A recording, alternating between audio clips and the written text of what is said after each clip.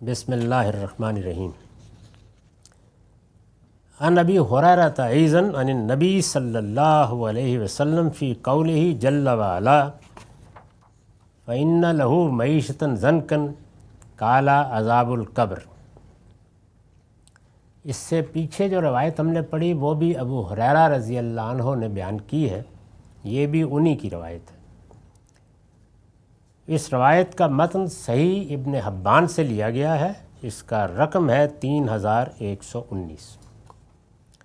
ترجمہ ہے یہی ابو ہریرہ رضی اللہ عنہ سورہ طٰہٰ 20 کی آیت 124 فَإِنَّ لَهُ مَعِیشَةً ضَنْکًا، اس کا ترجمہ ہے اور جو میری یاد دہانی سے منہ موڑے گا تو اس کے لیے تنگی کی زندگی ہے، کے بارے میں روایت کرتے ہیں کہ نبی صلی اللہ علیہ وسلم نے فرمایا اس سے عذاب قبر مراد ہے۔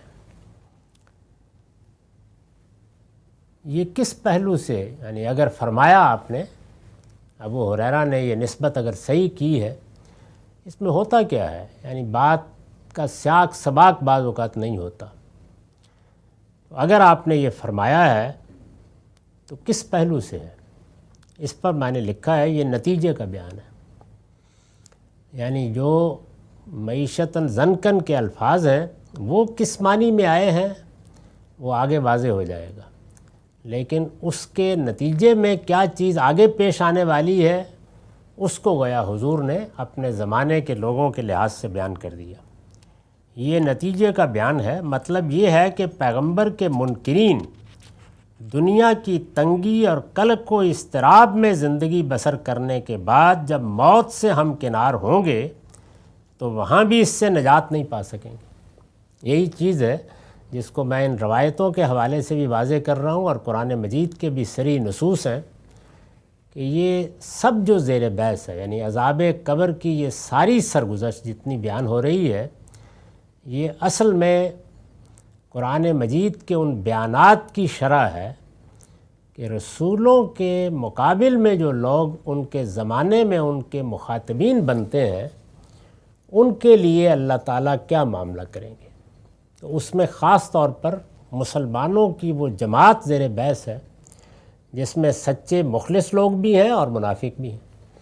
تو یہ بتایا جا رہا ہے جس طرح کہ قرآن مجید نے بھی تصریح کی ہے سورہ توبہ میں کہ یہ دو مرتبہ کے عذاب سے گزریں گے، ایک وہ جو دنیا میں ان کے لیے طے ہے، اور دوسرے وہ جو برزخ میں ہوگا، اس کے بعد پھر یہ قیامت میں لوٹا دیے جائیں گے۔ تو کسی موقع پر یہ معلوم ہوتا ہے کہ یہ آیات چونکہ سورہ طٰہٰ میں رسول اللہ کے منکرین کے ذیل میں آئی ہیں، تو اس میں آپ نے یہ بتایا ہے کہ یہ جو کیفیت یہاں ان کے باطن کی ہے یہی قبر میں کنٹینیو کرے گی، تو اس کو اس طرح بیان کیا، بلکہ یہی چیز قبر کا عذاب بن کر ان پر مسلط ہو جائے گی۔ یہ تنگی اور قلق و اضطراب کیا ہے؟ استاذ امام امین احسن اصلاحی نے وضاحت فرمائی ہے، وہ لکھتے ہیں جب بچہ بھوک سے روتا ہے تو اس کے منہ میں چسنی یا نپل دے کر کچھ دیر کے لیے بہلایا جا سکتا ہے، لیکن وہ آسودہ اسی وقت ہوتا ہے جب ماں اس کو چھاتی سے لگاتی اور اس کو دودھ پلاتی ہے، اس کے بغیر اس کی بے چینی نہیں جاتی۔ یہی حال انسان کا ہے، وہ اپنے لیے جو اسباب و سامان بھی مہیا کر لے، لیکن اگر وہ خدا کے ایمان سے محروم ہے تو وہ غیر مطمئن، ڈاواں ڈول، اندیشہ ناک، مضطرب اور اندرونی خلفشار میں مبتلا رہے گا۔ یہ بالکل ایک حقیقت ہے، یعنی انسان اگر اپنے باطن میں بھی نگاہ ڈال کے دیکھے تو یہ صرف اللہ پر ایمان ہے جو زندگی کے معاملے میں روشنی بنتا ہے، ورنہ انسان اس چیز پر کانے ہو کر آنکھیں بند کر سکتا ہے، مطمئن نہیں ہو سکتا، جس کو دل و دماغ کا اطمینان کہتے ہیں، کہ یہ دنیا ایک دن کسی نتیجے کو پہنچے گی۔ بے نتیجہ دنیا کا تصور ہی ہولناک ہے، یعنی اس کا مطلب یہ ہے کہ بے رحم قوانین ہمیں وجود میں لے آئے ہیں جن کو ہمارے شعور سے، ہمارے سوالات سے، ہمارے اخلاقی احساس سے کوئی دلچسپی نہیں۔ وہ اپنا کھیل کھیل رہے ہیں۔ جس طریقے سے جانور ایک دوسرے کا لقمہ بنتے ہیں اور بظاہر دیکھنے والے اس سے حظ اٹھا رہے ہوتے ہیں، یہی صورت انسان کی بے بسی کو دیکھ کر بھی ہے۔ یعنی اس کی کوئی ابتدا نہیں، اس کی کوئی انتہا نہیں۔ یہ یہاں آتا ہے اور اتنے غیر معمولی شعور اور احساس کے باوجود اس کے کسی سوال کا کوئی جواب نہیں ہے۔ یہ یہاں ان قوانین کے رحم و کرم پر ہے۔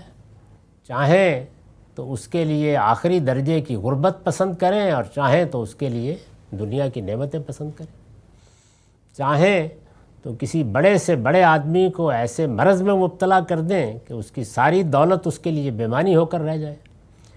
یہ جو بے رحمانہ اطلاق ہے ان قوانین کا، اگر خدا سے بے نیاز ہو کر سوچیے تو کسی سوچنے سمجھنے والے آدمی کے لیے یہ آخری درجے میں قلق اور اضطراب کا باعث بنتا ہے۔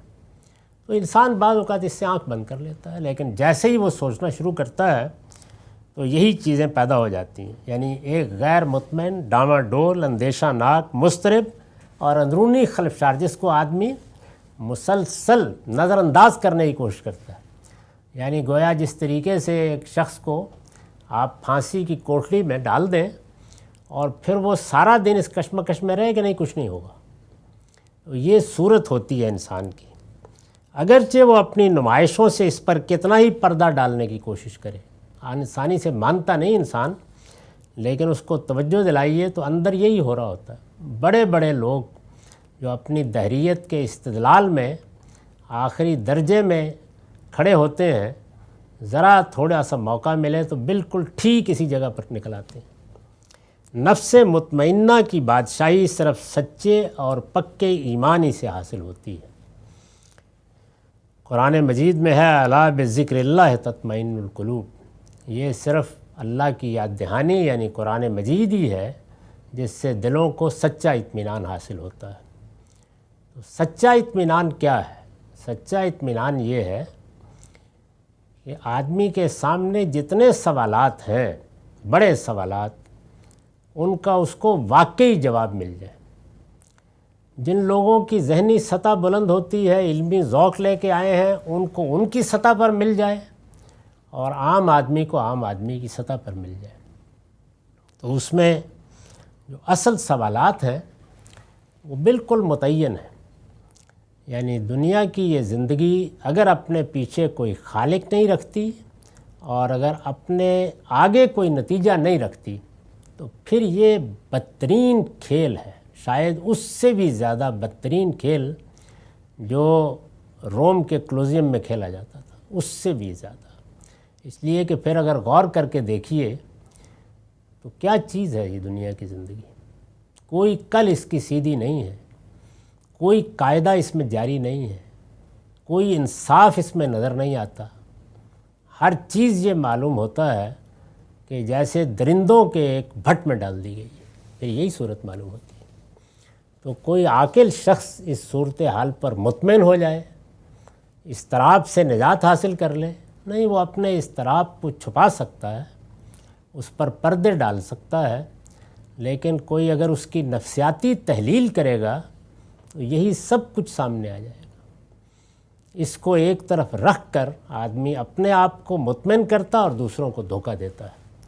تو قرآن نے اس کی تصویر کھینچی ہے کہ ان کے اندر جھانک کے دیکھو، فَإِنَّ لَهُ مَعِيشَةً ضَنْكَ، جو میری یاد دہانی سے منہ موڑ لیتے ہیں ان کے لیے تنگی کی زندگی ہوتی ہے، قلق، اضطراب اور بے چینی کی، جس کو وہ دنیا کی نعمتوں میں چھپانے کی کوشش کرتے ہیں۔ اس سے زیادہ کچھ نہیں ہوتا۔